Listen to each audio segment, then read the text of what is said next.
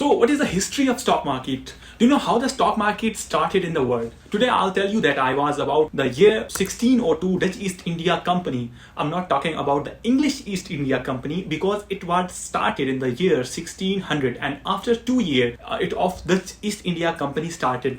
They used to do similar work. They used to sell ships in the different corners of the world for the trading of gold, spices and the ceramic. So then now I'm telling you about August 1602 that Dutch East India Company made an offer in front of people, and especially in front of rich people, that you give money to our company and our company will send ship to different places and we will earn money, and when we will earn money, that the profit of that ships, and we will give the share of the profit to you, and now we will give you share, and in return of it you give us money. Now some rich people made investment and ships made profit.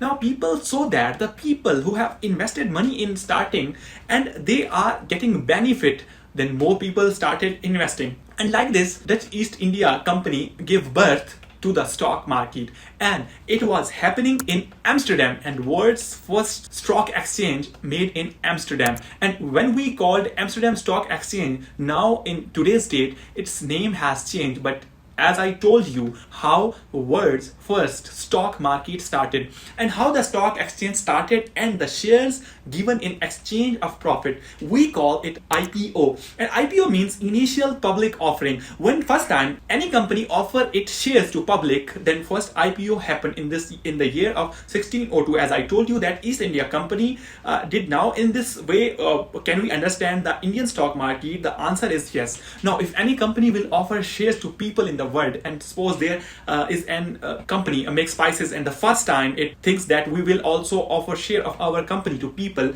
Now why we give share of our company? Now suppose your father did business in your home, then why he is the partner in this business? Either he invested money in the business, and if he will invest, then the business can grow, and that's why the company which makes the spices, and we call this company SP company, and this is spice company, basically want that people give money to it so that they will start their own factories, and we will open more distribution limits, and we will invest money in the marketing, and we will invest in the advertisement. In that we have a requirement of money, and because of want money, they then why someone will give us money, and in return we will give them share of the company. And when any company first time give their share on exchange, then we call this process IPO. And as you understand that how first IPO happened, then Dutch East India Company did it, and at that time everything used to be on paper and people get papers, and because I'm talking about 1602,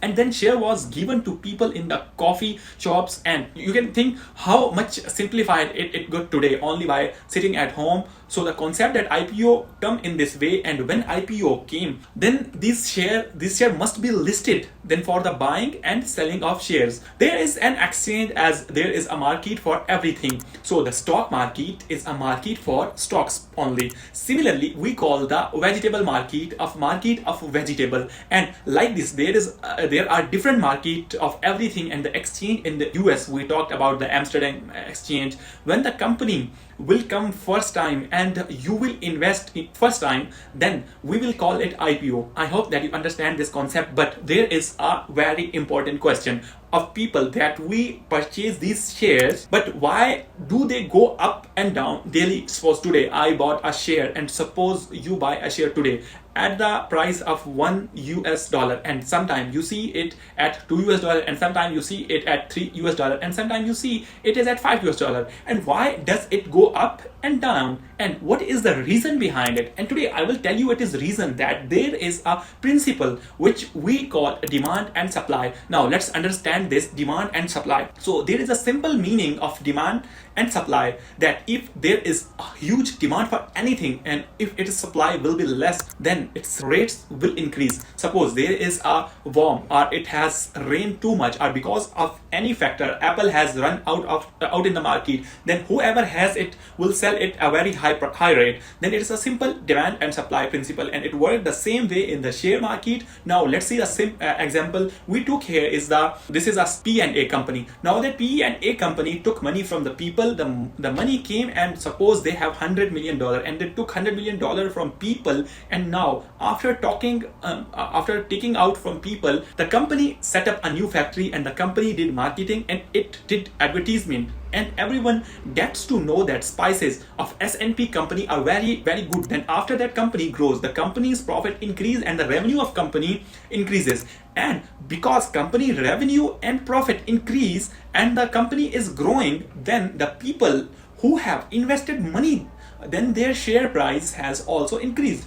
And in case if share price increasing, then you understand this factor that the price of share increases. When businesses grow and when the growth comes, then it has become a thing, and this is the only one factor. Now share price will also grow in other ways. See how as people see company growth in the market and people see share increasing, then more people also start demanding that we also want the invest.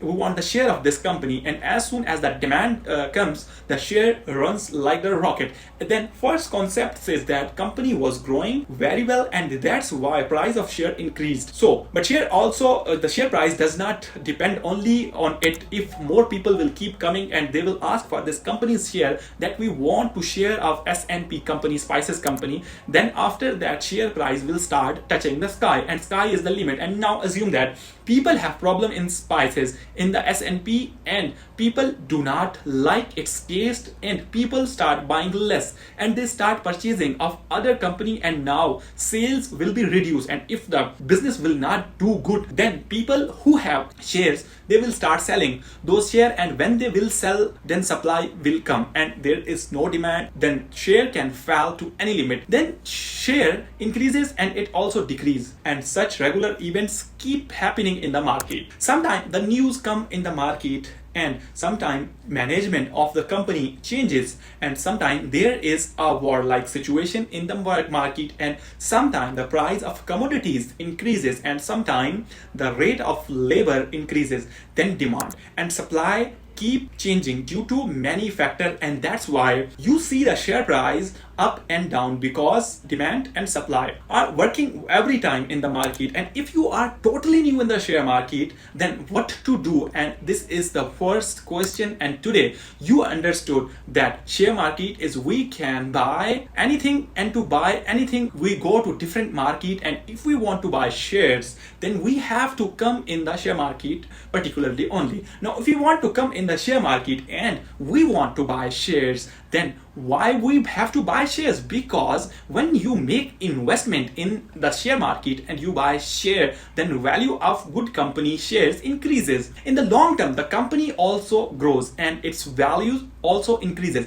And if we will have money, then there is a inflation term. He will eat our money, then we will get interest on our money and our money will grow, and for that we can invest in the share market. And if we will invest, then there was a question to understand share market. I told you that the best way to understand share market is where to start your investment, and not in many stocks. If you buy stocks of one single company of either $10 or $50, and for example you can buy a share of Meta, Facebook, and for example you can buy a share of Ford Motor, then we are not talking about then on which rate we have to buy and how much we have to buy. A small amount that does not matter much for us or for you, and you started the journey of your investment. And third big thing, that when you will invest in the stock market, then you take a vision of long term, because most of the professional will suggest you that you invest in for the long term, because if you invested in any company for short term, then maybe price come down for some time and it comes for again and come down, but in long term it will give you a way for wealth creation. And many people consider stock market as a gambling, but the return stock market give in long term, it beats everything. So if you want to create a lot of wealth, then you can consider stock market investment. For today's video, that's all from my side. See you in another video.